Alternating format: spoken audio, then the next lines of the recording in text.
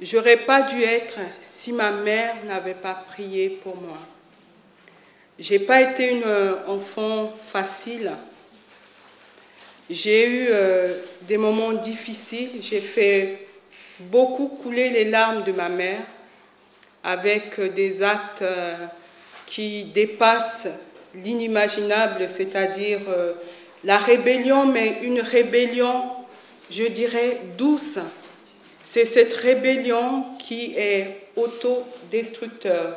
C'est-à-dire, on pose des actes, mais on ne pèse pas les conséquences des actes qu'on pose. Ce n'est pas les autres qui nous obligent, mais on est entré dans cet acte-là. Et cette rébellion, elle est plus pernicieuse. Mais merci Seigneur, parce que Dieu, d'abord, il a été le premier à être confronté à une rébellion au Jardin d'Éden. Et il l'a fait de façon extraordinaire. Il était tellement délicat qu'il est venu lui-même voir Adam et Ève. Il est venu lui-même. Il n'était pas obligé. Mais son amour pour cet homme qu'il a créé, façonné, était tel qu'il est venu lui-même. Cela doit nous aider dans notre prière pour nos enfants, pour nos familles. Même si les enfants posent des actes ignobles, sachez que l'amour doit être plus grand que les actes que posent nos enfants. Il y a dans les évangiles et dans le Nouveau Testament, Dieu dit clairement qu'il y a 3 choses qui demeurent. La foi, l'amour, la persévérance. Ces 3 choses sont nécessaires pour une mère, une femme ou une sœur qui veut prier. Pourquoi je dis cela? Si nous n'avons pas la foi, nous allons crier, nous énerver, et au bout du compte, nous n'allons pas tenir le coup. Nous allons abandonner les choses en cours de route. Si nous n'avons pas la persévérance, l'amour, pareil. Et la foi, la Bible nous dit, vient de ce qu'on entend. Et ce qu'on entend vient de la parole de Dieu. Qu'est-ce que nous avons entendu par rapport à nos enfants? Qu'est-ce que nous avons entendu de la part de Dieu par rapport à notre famille?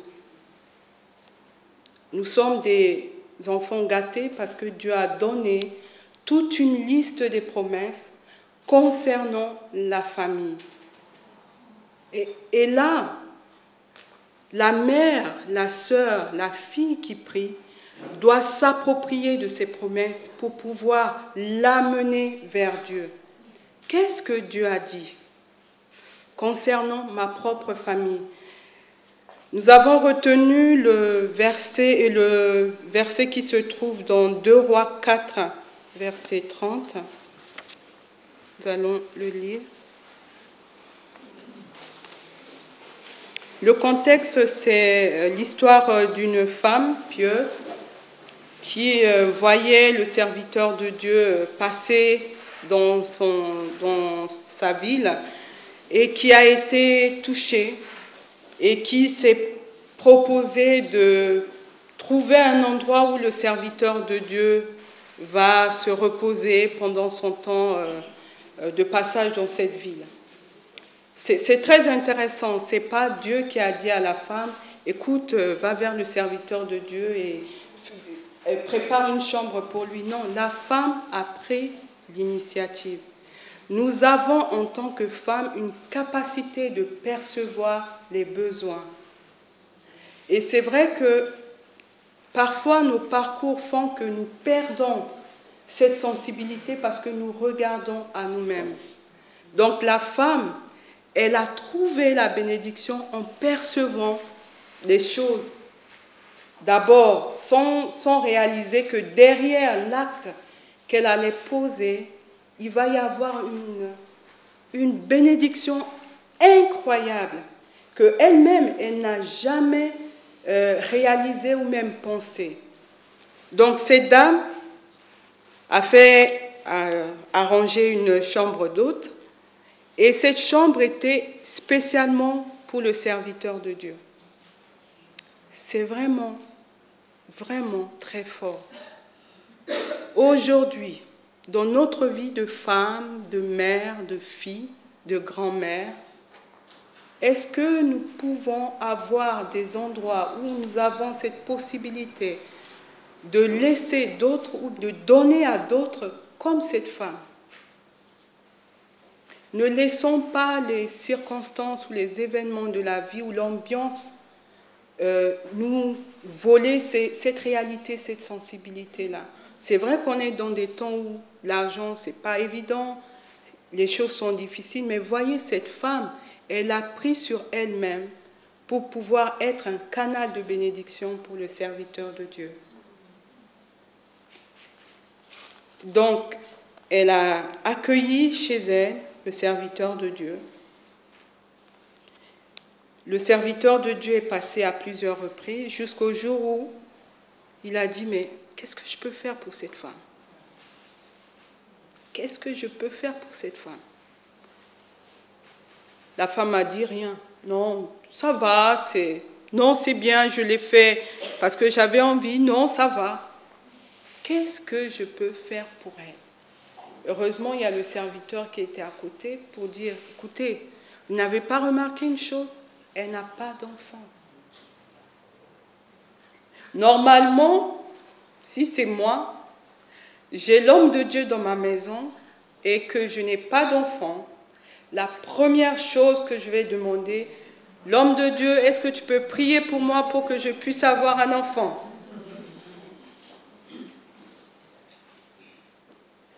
Il est dit, cherchez premièrement le royaume de Dieu et la justice. Et toutes ces choses vous seraient données en plus. Ça, c'est la réalité concrète de ce passage. Elle a été dans la réalité du royaume et Dieu qui connaissait ses besoins, sans même qu'elle puisse faire état de ça, Dieu a donné au-delà même de ses espérances. C'est très important. Cherchons le royaume et la justice et nous allons voir comment Dieu, il est tellement bon qu'il va tout mettre en œuvre pour que nous soyons bénis au-delà même de ce que nous pouvons lui demander. Alléluia. Donc, le constat est fait. Le serviteur de Dieu a fait appel à son Dieu. Et 1 an après, cette femme s'est trouvée enceinte d'un garçon. Merci Seigneur. Ça doit être la joie dans la maison, l'enfant qui grandit sous le regard du père et de la mère, jusqu'au jour où quelque chose s'est produit. Une petite migraine qui a fini par la mort. La migraine a pris cet enfant quand il était à côté de son père. On l'a amené chez sa mère. La mère l'avait dans les bras. Cet enfant décède. La mort a frappé. J'apprécie énormément l'acte de la maman. C'est extraordinaire. En tant que mère, notre première réaction quand nous vivons des choses comme ça, on va crier, ça serait la folie. Qu'a fait cette mère? Elle n'a même pas informé son mari que l'enfant qu'on a ensemble n'y est plus. Pourquoi elle a fait ça? Parce qu'elle savait qu'en partageant cela, ça pouvait atteindre la foi qu'elle avait dans la promesse de Dieu. Cette femme, elle s'est préparée, elle s'est mise en route, sans même que son mari soit au courant de la situation. La femme de la foi, une femme déterminée, qui sait ce qu'il veut parce qu'il sait qui est son Dieu. Elle prend tout ce qui est nécessaire et la voilà en route. Elle arrive. Le serviteur de Dieu, parce que c'est un homme de l'esprit, a su qu'il se passait quelque chose. Donc, il demande des renseignements. Il y a une solution de facilité qui a été proposée. Ah, mon serviteur peut aller, ça va se faire. Il y a l'onction qui est là. Et cette femme a dit quoi? Non, je ne bougerai pas d'ici. Pourquoi cette femme est retournée vers le prophète? J'avais dit tout à l'heure que la foi vient de ce qu'on entend. Ce qu'on entend vient de la parole de Dieu. Elle a compris qu'elle devait retourner là où il y avait la promesse. Parce que si elle allait ailleurs, elle n'aura pas cette réalité de promesse. Il fallait qu'elle retrouve la promesse. Et la promesse était incarnée par le serviteur de Dieu. Elle est allée rencontrer la parole qui crée, la parole qui restaure, la parole qui console, la parole qui encourage, la parole qui dit que Dieu va agir. Elle est allée et elle a rencontré cette parole-là. Quand nous vivons des situations difficiles, sachons retourner là où se trouvent nos promesses. C'est à partir de là que la force, le courage, la détermination va nous habiter et on sera à même de relever la tête. Ce n'est pas que la situation va être différente, mais on n'aura pas la même perspective. Parce que la foi, la parole fait écho, devient un avec nous, même si le ciel tremble, on sait que quel que soit ce qui se passe, Dieu va intervenir. Nous avons besoin de voir des femmes et des hommes capables d'être animés de cet esprit-là. L'homme de Dieu était obligé de se mettre en route. Il part et il rencontre le cadavre. Tout cela, le mari n'était pas au courant. Désolée pour les hommes, mais c'est comme ça. Alléluia. Merci pour la discrétion de cette femme. Il y a des choses qu'on partage souvent qu'on ne devait pas partager. Quand Dieu a dit quelque chose, il sait pourquoi il nous l'a dit. Et nous devons, par la prière, entretenir cela pour que ça devienne vie en nous avant de le transmettre aux autres. Si ça ne prend pas vie en nous, une personne qui va entendre cela, parce que de toute façon, Dieu, quand il dit des choses qui vont de travers. Ce n'est pas des choses qui sont alignées. C'est des choses, est-ce que c'est possible?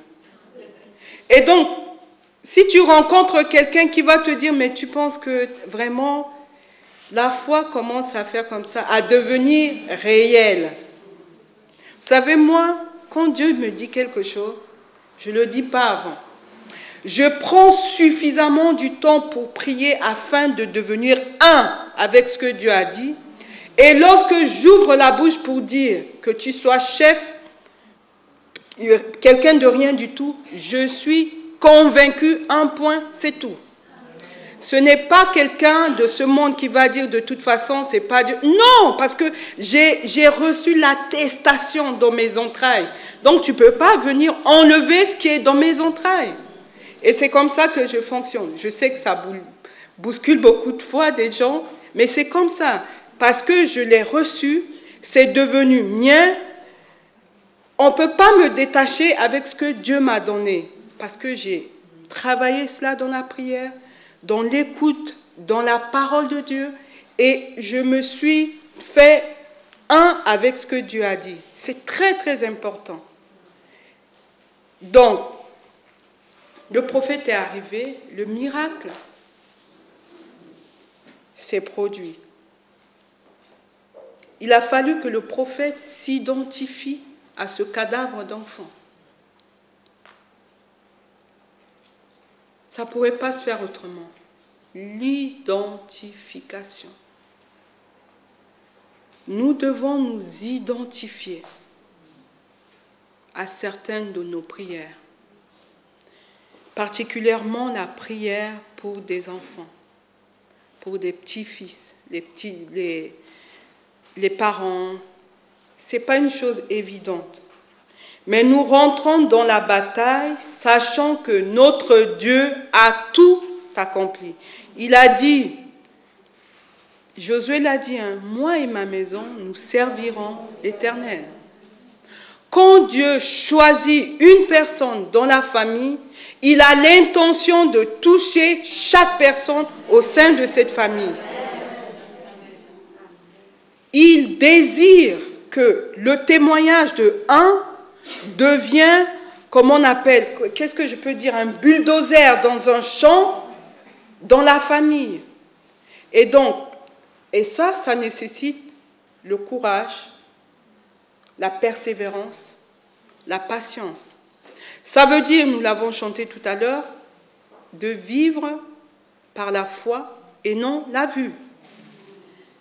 Parce que la vue, tu vas voir que des choses et que des choses. C'est ce que ma mère a vécu avec moi.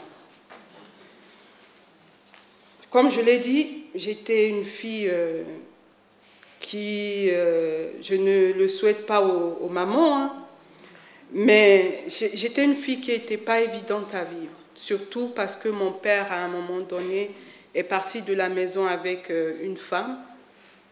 Ma mère nous l'avait caché parce qu'elle craignait que ça puisse nous déstabiliser.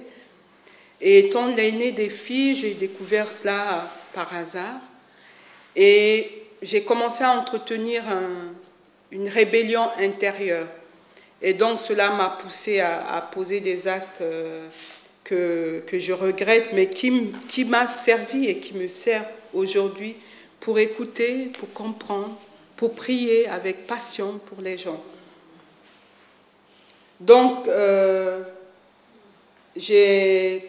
avec ce parcours, j'ai attristé le cœur de ma mère, j'ai attristé le cœur de mes frères et sœurs et de toute la famille. Je suis l'aînée de ma mère et puis en troisième de mon père, parce qu'il avait 2 enfants avant. Et je ne le dis pas pour me glorifier, mais je le dis pour vous montrer que Dieu a la capacité de transformer une vie qui est peut-être arrêtée pour basculer dans un sens ou dans un autre.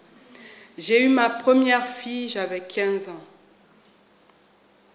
Et en Afrique, pour une aînée, je ne vous dis pas, les humiliations, les insultes, au point où à un moment donné, je me suis dit, il faut que j'élimine l'enfant et je m'élimine moi-même, comme ça tout est réglé. Il n'y aura pas la honte de la famille. Donc, je ne rentre pas dans les détails.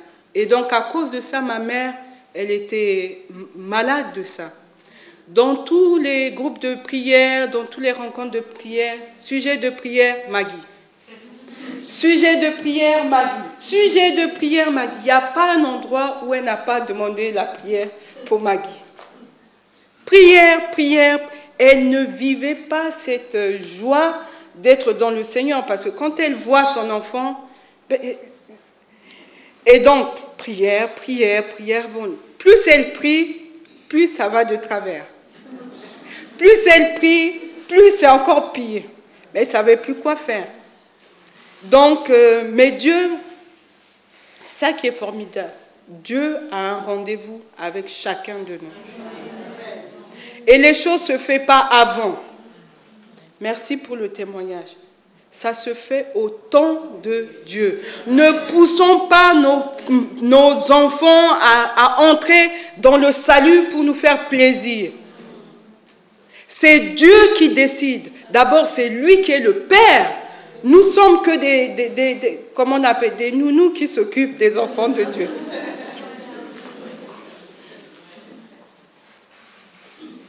Il sait ce que nos enfants ont besoin. Et donc, on s'entend, il y a un carrefour que Dieu a prévu pour tout le monde. Et ce carrefour, on n'y échappe pas. Ça vient, on s'entend, mais on n'y échappe pas. Quand tu arrives là, tu avais un carrefour, il y a un seul chemin qui va au bon endroit. Quand tu arrives là, qu'il pleuve ou qu'il neige, tu dois décider. Et ce temps-là, ce qui est intéressant, c'est qu'il est important qu'on continue à s'aimer dans la vie de nos enfants. Semer pas avec marteau de la parole, hein, les versets bibliques, mais s'aimer avec nos vies, ce que nous sommes. Ce sont des graines qui, au moment opportun, et c'est ce dont Dieu a besoin et c'est ce dont nos enfants ont besoin. Et au moment opportun, Dieu va faire lever ces semences-là. Pas à notre temps, mais au temps de Dieu. Et c'était à ce moment-là que Dieu, dans sa bonté, m'a permis de réaliser.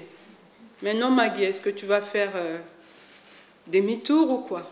De toute façon, si tu fais demi-tour, tu ne peux pas parce que tout est coincé derrière toi. Donc, tu ne peux qu'avancer. Et pour avancer, on ne peut pas franchir le pas. Hein, on ne peut pas franchir tant qu'on ne fait pas face à nous-mêmes. Et l'enfant, le père, la mère, le mari a besoin de faire face avec lui-même. On doit faire face avec son propre histoire. Et lorsque nous faisons face avec nous-mêmes, ce n'est pas les autres qui vont décider à notre place. C'est nous-mêmes. Et très souvent, Dieu se plaît à nous laisser faire jusqu'à ce que nous arrivions au rond-point. Et ce rond-point, c'est un choix. Il ne nous oblige pas au salut. Hein. Il dit qu'il désire. C'est son désir. Mais il nous laisse la liberté. Nous devons laisser la liberté aux gens de décider de leur salut. Nous n'avons pas besoin de montrer que, voilà, je prie pour toi, je prie pour... Oh là là, vous savez, on est des êtres humains. Quand tu vois qu'il y a quelqu'un qui te met la pression, même si tu es d'accord avec ce qu'il dit, tu vas balancer ça. C'est quand même humain. Mais si nous, on ne veut pas de cela, pourquoi on veut que les autres acceptent? Mettons-nous à la place des autres et faisons de la même manière comme Dieu. Dieu ne nous a pas bousculés, il a été tellement délicat avec nous. Et petit à petit, on s'est gagné par l'amour de Dieu. On s'est laissé gagner. Et nous devons avoir la même attitude. Quand nous faisons de la sorte, les voiles tombent tout seuls. Ça tombe tout seul. Le salut, ça vient tout seul. On n'a même pas besoin de forcer quoi que ce soit. Et c'est vraiment important. Et là, si on est dans cette démarche, nous rentrons dans le repos de Dieu. Et l'intercession, ce n'est plus le combat, c'est la proclamation de ce que Dieu est en train de faire dans le monde spirituel. Et là, on est à l'aise quand on prie pour nos parents, pour nos enfants. Nous avons expérimenté quelque chose avec ma belle famille. Mon mari est d'origine basque, hein, basque français, d'où le nom de Bartaburu. Hein. En Afrique, les gens pensent que c'est un nom africain. En France, on pense que c'est un nom africain aussi. Mais ça m'aide énormément parce que, comme ces dernières années, mon peuple et ma nation sont entrés dans une sorte d'ethnisation. On demande toujours d'où tu viens, tout ça. Et je pense que Dieu a de l'humour, parce qu'il savait qu'on allait vivre ces choses. Il m'a donné un nom où les gens ne peuvent pas savoir d'où je viens. Alléluia. Donc, quand j'envoie des courriers, que ça soit officiel ou pas, Bartaburu, les gens, ils ne peuvent même pas imaginer que c'est une Centrafricaine. Donc, ils sont pris de court par rapport à ça. Et je trouve ça vraiment super, parce que c'est l'humour de Dieu. Donc, mon beau-père, ma belle famille est croyante. Ils sont catholiques, pas du tout pratiquants. Et bon, c'est dur quand tu es dans une famille qui ne croit pas en Dieu, mais qui ne sont pas méchants. Hein. Ils ont leur vie, et puis voilà. Et dès que je suis rentrée dans cette famille, j'ai reçu la certitude que mes beaux-parents vont rencontrer Dieu. C'était dans mes entrailles. Et bon, chaque fois, mon mari dit, il faut prier pour grand-père, il faut prier, il faut prier. Bon, il faut prier parce qu'on veut voir son père rencontrer le salut et tout ça. Donc j'ai prié avec lui pour être quand même là, avec lui dans la prière. Et un jour, Dieu m'a donné un rêve. Et dans ce rêve, je voyais mon beau-père. On était au Danemark à l'époque. Donc dans le rêve, il est venu jusqu'à nous, au Danemark, mais essoufflé. Il était malade, mais il a couru. Et au moment où il rentre, les gens l'ont empêché. Il a dit non, non, non, je veux voir. Ce sont mes enfants, je veux voir ma belle-fille. Et là, il m'a attrapé, on s'est attrapé dans les bras. Et pour moi, c'était une information comme quoi, Maggie, ne t'en fais pas, j'ai déjà fait toutes choses. Un jour, il faut prier pour grand-père, il faut prier pour grand-père. J'ai dit, moi, je sais que grand-père, il va être... Pour lui, le salut est déjà là. Moi, je n'ai pas besoin, parce que j'ai la certitude.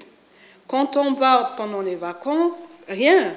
Mais bon, je passe beaucoup de temps avec lui, on échange. Bon, il est émerveillé de voir notre vie de foi et tout ça. Mais pour moi, je sais que c'est déjà fait. Et je sais qu'il est catholique, donc j'ai un arrière-plan catholique dans tous les chants et tout ça. J'entretiens mon cœur avec ça. De temps en temps, je fais exprès, je chante des chants à haute voix pour lui remémoriser un peu son histoire. Et il aime bien quand je chante. Il dit, ah, ça me rappelle ça, il chante aussi. Donc, j'étais un peu diplomate, hein, parce qu'il ne faut pas bousculer les gens. Et donc, il est tombé malade, il a eu un cancer, après, il y a eu toutes les étapes, mais c'est les 2 dernières années qui ont été difficiles, et on priait, je savais que tout était déjà scellé, il n'y a pas de problème. Et donc, l'été d'avant, son état c'est quand même aggravé. On était pendant les vacances et j'aime bien avoir des conversations avec ma belle-mère. Comme ça me permet d'avoir la température spirituelle. Elle ne sait pas, mais c'est ce que moi je fais.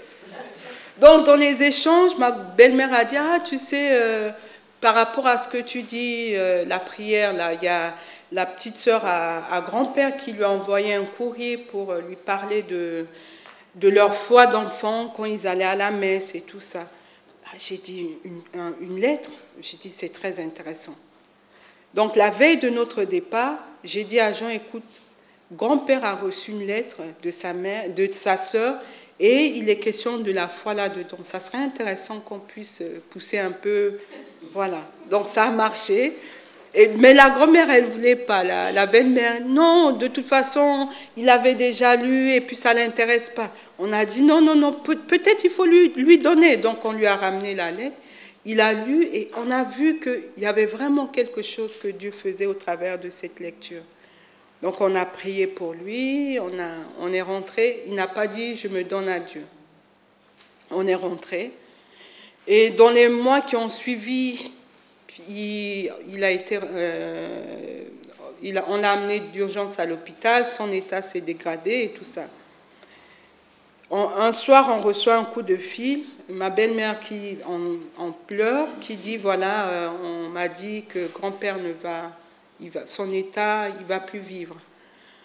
Et Jean était au téléphone avec. Et j'ai dit, Seigneur, donne-lui un temps de sursis pour qu'on puisse être à ses côtés pendant ce moment. Mais il se mourait.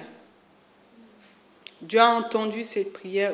D'abord, la grand-mère, la belle-mère qui dit, non, ne vous en faites pas, vous n'allez pas venir le trouver, c'est fait, je dois ramener ses habits. Nous, on a dit non, on va arriver, il va rester, on va arriver, on sera là. Le matin, c'était samedi soir, le dimanche, on prend la route jusqu'à Dask parce qu'il était hospitalisé là-bas.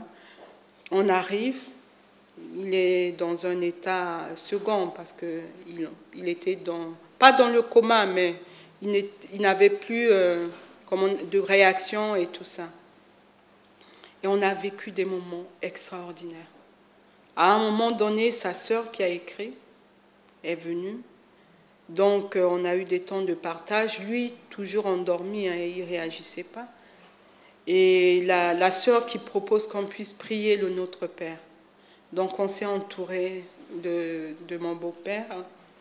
On a prié le Notre Père et on voyait, il recevait ça dans son esprit. C'était beau de voir ça. Et à un moment donné, je me suis retrouvée avec Jean dans la pièce. Et on a été poussés dans la prière, dans la louange et l'adoration. On a chanté, on a loué. C'était beau, lui mourant, mais nous, avec la présence de Dieu, c'était vraiment magnifique. Au bout d'un moment, il y a Jean qui a fait une prière. Je pense que c'était vraiment une prière conduite par Dieu, qui disait, « Papa, tu as certainement beaucoup de projets que tu n'as pas accomplis. Mais sache que tous ces projets qui n'ont pas abouti, tu as le meilleur, la rencontre avec Dieu. » Et on voyait son visage, c'était formidable. Et nous avons eu un temps de prière. Jean est parti, je suis restée avec ma belle-mère. J'avais envie de rester parce que je sentais qu'il y avait quelque chose qui se passait. Donc on est resté pendant un moment, moi et ma belle-mère. Et avant de partir, je l'ai tenu la main. Lui qui n'était pas réactif du tout, il a ouvert les yeux, il nous a regardés et on est parti. Je savais que tout était scellé, que Dieu avait tout fait. On est parti 30 minutes après, on nous appelle pour dire qu'il a rendu là. Mais même quand on le voyait, il y avait on voit les morts en Christ, c'est différent. Ça se reconnaît. Il y a la vie qui est là, bien que l'esprit n'est pas là. Donc on a la certitude qu'il est auprès de Dieu. Pourquoi je vous dis ça? Il y a un temps que Dieu a arrêté pour une rencontre personnelle avec chaque individu. Et nous devons avoir cette espérance lorsque nous prions pour nos enfants. Lorsque nous prions pour ceux que nous aimons, il faut avoir la foi en la parole de Dieu, parce qu'il a tout donné. Vous pouvez faire toutes les listes des prières, des promesses que Dieu a données concernant la famille. C'est très intéressant. Une autre histoire, c'est l'histoire d'Abraham, notre père dans la foi. Dieu lui a promis qu'il va lui donner un enfant. Il l'a fait. L'enfant a grandi, l'enfant de la promesse. Et à un moment donné, Dieu lui dit, il a toujours l'habitude de faire ça, le Seigneur. Il nous donne, il reprend. Pour donner le meilleur. Il met un peu de l'eau dans la bouche. Et après on dit, ouais. Et après il reprend. Et après ce qu'il va donner, c'est vraiment le cadeau, c'est l'extrême qu'il va donner. Et même Abraham a compris, lorsque Dieu lui a demandé de donner celui qui lui est cher, que Dieu, la promesse est toujours là. Je ne sais pas comment il a imaginé que Dieu pourvoira. Je ne sais pas, tu vas tuer ton enfant et tu dis Dieu pourvoira. Il va pouvoir comment? Vous êtes déjà âgé, comment ça va se faire? Mais il dit qu'il pourvoira. il est rentré dans cette dimension de foi qui ne dépend pas de ce que nos yeux voient. Et pour prier pour nos enfants, nous devons avoir cette perspective, c'est-à-dire assis dans les lieux célestes et regardant en bas avec la promesse de Dieu sur nos têtes. Amen. Et c'est ça qui fait la différence. Alléluia.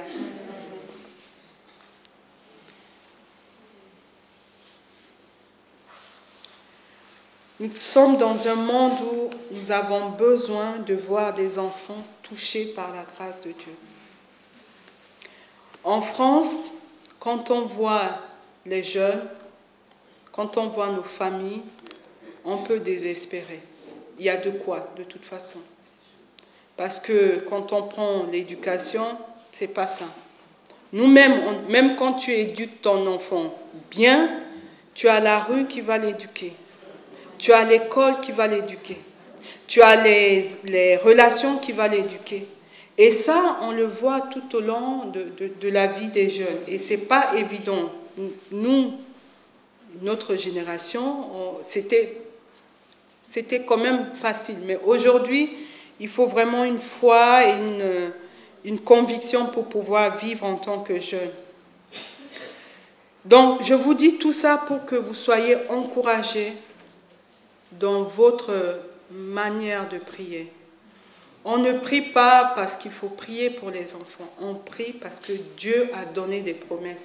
Et on veut, en priant, saisir ces promesses par la foi.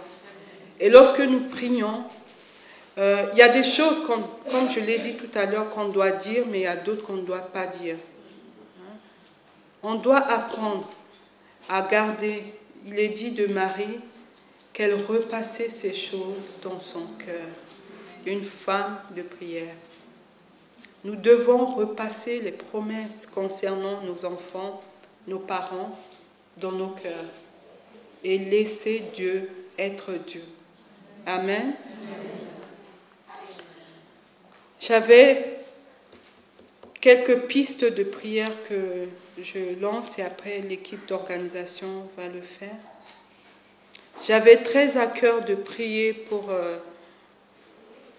l'éducation, l'enseignement, tout ce qui touche cet aspect-là. Parce que nos enfants vont à l'école, ils vont au lycée, à l'université. Ils sont dans un monde qui n'est pas évident. Et on a besoin de prier, mais des prières spécifiques par rapport à ça. Et même de prier pour que la manière dont on enseigne, dont on communique les informations aux enfants puisse changer aussi. Une autre piste, c'est de prier par rapport à tout ce qui est lié aux drogues, aux dépendances, la boisson, la cigarette. Parce que quand tu commences, c'est toi qui décides de commencer, mais après tu deviens esclave. Donc, prions pour que nos enfants ne rentrent pas, parce que c'est ça qui est le plus délicat, ne rentrent pas dans cette réalité de dépendance, même au niveau des relations qu'ils ont. Une autre piste de prière serait de prier pour la culpabilité des mamans. Ouais, mes enfants, ils ont tourné mal. Qu'est-ce que j'ai fait pour mériter ça? On n'ose plus regarder les gens en face parce qu'on pense que les gens nous voient que nos enfants. Il y a des gens qui ne vivent pas à cause de cette culpabilité. Prions pour que... C'est pas la honte, Jésus l'a portée sur lui. Je n'ai pas besoin d'être...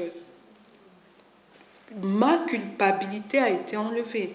J'ai eu 2 enfants avant de me marier. Bon, on dit que quand tu as une vie comme ça, après c'est fini pour toi. Non, Dieu n'a pas dit son dernier mot. Alléluia. Ce qui est gâté, il le transforme. Une fois, j'étais en train de partager quelque chose en Centrafrique. Il y avait un monde fou devant les autorités et tout ça. J'aime bien rappeler mon histoire. Quand je le dis, les gens disent, mais il ne faut pas dire. Non, il ne faut pas dire. J'ai dit, mais non, quand je dis ça, ça donne gloire à Dieu. Ça montre que notre Dieu a la capacité de transformer les choses. Et je n'ai pas honte en le disant. Ce n'est pas pour m'enorgueillir, ce n'est pas pour encourager, mais c'est pour dire que même si vous êtes dans ce cas, Dieu peut renverser la vapeur. Et donc, j'ai partagé sur ma vie. Et il y a une dame dans la salle qui dit « Hé, si tu as ton enfant qui est pourri, gâté, il ne faut pas le jeter dans la poubelle. Garde-le parce qu'il va devenir comme Maggie. » Alléluia. Et je suis tout à fait 300% d'accord avec cette femme. Alléluia. Dieu est bon. Dieu est bon. Donc, prions pour la providence de Dieu pour nos enfants et pour nos familles. Pourquoi je dis providence? Parce que Dieu a la capacité de mettre les bonnes personnes aux côtés de nos enfants pour les aider à comprendre le message que nous-mêmes, nous ne pouvons pas transmettre. Prions de tout notre cœur, parce que deux fois, c'est les autres qui vont dire ce que nous avons dit peut-être pendant 20 ans, qui va passer. Donc, prions pour ces hommes et ces femmes qui vont impacter positivement la vie de nos enfants. Une troisième prière, c'est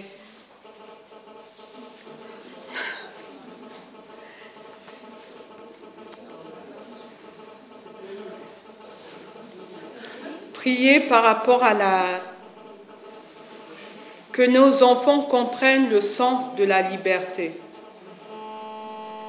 Parce que très souvent, on hésite de venir à Christ ou on refuse d'être chrétien tout simplement parce que quand on est chrétien, on est coincé. Hein? On ne va pas être nous-mêmes, on ne va pas être dans la joie, on ne va pas être passionné.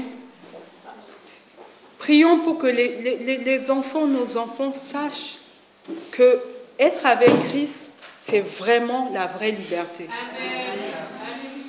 On n'est pas l'ombre de nous-mêmes lorsque nous sommes en Christ. La beauté de qui nous sommes je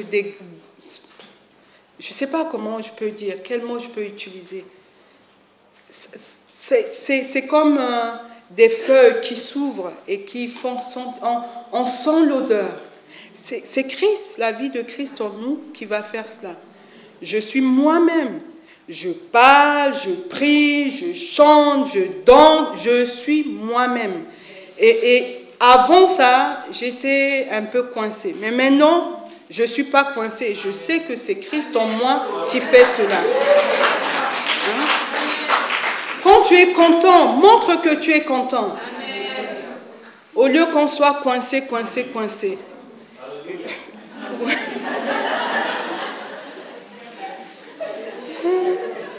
Une fois, j'assistais à une rencontre organisée officiellement avec des personnalités autres. Puis moi, partout je veux être moi-même. Hein.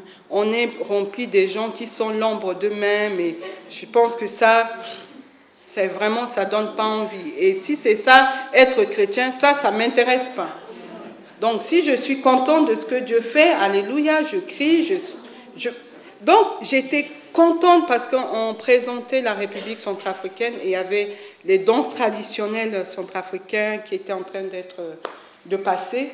Oh, je bouillonnais de joie. À un moment donné, je me suis levée. Il y avait plein de monde, il y avait les autorités. Je me suis levée, j'ai commencé à danser comme on danse chez nous.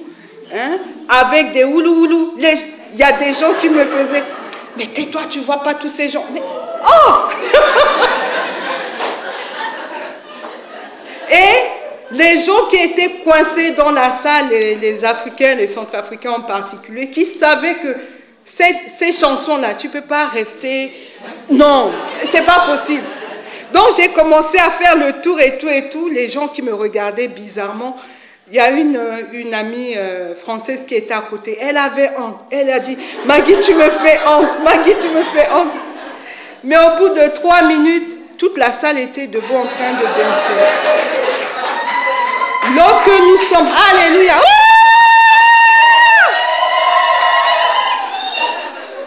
Lorsque le véritable femme de Dieu qui est en nous se révèle, on ne peut être indifférent. La foi est contagieuse. La foi est contagieuse. Et la personne qui prie est contagieuse. Tu ne peux pas rester indifférent avec ces personnes-là. Alléluia. Et c'est un cadeau que Dieu nous a fait. Et ça, je le dis pour les femmes. Vous savez pourquoi Satan est venu vers Ève pour lui donner ses mauvais conseils? Parce qu'il savait que Ève avait la capacité, la sensibilité de connaître ou d'anticiper les choses. Il n'est pas allé vers... excuse-moi, mais il n'est pas allé vers... il n'est pas allé vers Adam parce qu'il sait qu'il va rationaliser. Est-ce que tu penses que... Non, avec Ève, ça a été trop facile. Donc, utilisons ce don, ce bon sens pour toucher le cœur de Dieu pour nos enfants. Et Dieu est à l'écoute des femmes, parce que quand on prie, on ne va pas prier de façon abstraite. La femme, elle est directe. Hein? Quand je veux quelque chose, je sais utiliser mes méthodes pour avoir ça. Et ça, il n'y a que les femmes pour faire ça. Donc, utilisons cette capacité, cette sensibilité pour toucher le cœur de Dieu et pour pouvoir... afin que le royaume de Dieu touche nos enfants. Voilà ce que j'avais vraiment à cœur de vous partager.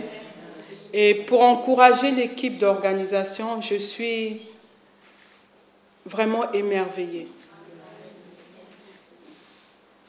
J'ai assisté à la rencontre de Déborah Lève-toi au Château Blanc. J'ai rencontré June lorsqu'elle était venue à l'époque. On a eu des temps de prière. J'ai toujours des mails de Déborah monde avec June. Il continue à m'envoyer. Et j'étais dans la prière parce que je savais que cette œuvre était de Dieu. Même s'il y a eu des moments délicats et certainement douloureux, mais de voir ce qu'est devenu cette œuvre. Gloire à Dieu. Vous savez, parfois, Dieu nous donne de faire des enfants qui sont peut-être mal formés, avec des handicaps. Mais il a dit que c'est pour que son nom soit glorifié. Je ne sais pas si c'est une prophétie que je dis, mais sachez que Déborah, lève-toi, dans le nord de la France, va être quelque chose de sans précédent au sein de la France.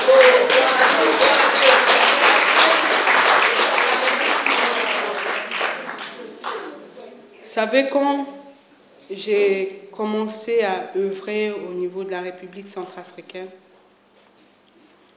le mot que Dieu m'a donné, c'est Centrafrique, lève-toi. C'est un mouvement qui a initié, encouragé la prière et la réconciliation. Et avec ce petit mouvement, qui n'était pas une association, on n'avait même pas une légitimité légale. Hein, il n'y avait pas de papier, c'est des individus qui se retrouvent remplis de foi et de folie. Remplis de foi et de folie, et qui a renversé complètement les données au niveau de la République centrafricaine. Un petit mouvement de rien du tout. Et ça a obligé les politiques, la société civile, à entrer dans une dimension qu'ils n'avaient même pas prévue. Et quand je vois Déborah Lève-toi, avec toutes ces femmes, je peux vous dire que vous allez bouleverser la France. Ne soyez pas limités avec votre vision. C'est les femmes, et particulièrement dans notre région. On est dans une terre de prière. Vous savez, lorsque Dieu nous a dit de venir dans le Nord, il m'a dit clairement, cette région est une région de prière. C'est une région de prière. On est là depuis 9 ans. Quand j'étais venue, j'étais triste. Quand je participais à des réunions de prière, oh là là, c'est terrible. Mais ce que je vois aujourd'hui, la capacité des gens à être dans la prière, et pas une prière bénis-moi, bénis-moi, bénis-moi, mais une prière de foi, une prière ça montre que ce que Dieu veut que nous soyons dans cette région, il va le faire. Et je sais, j'ai une conviction profonde de moi, que Déborah Lève-toi est une de ces clés. C'est une de ces clés. Et travaillez avec cette prière. Et ne laissez pas la vue vous accaparer. Parce que vous allez aller de progrès en progrès, de gloire en gloire. Et Dieu va vous encourager en touchant les gens terribles pour qui vous priez. Des gens qui ont un peu un parcours comme le mien que Dieu a stoppé sec. Il va vous encourager et il a fait. C'est une façon de vous dire, voilà, mon sceau est sur cela. Et que cela vous encourage et vous pousse à vraiment aller de l'avant avec ça. Que Dieu vous bénisse et qu'il bénisse sa parole.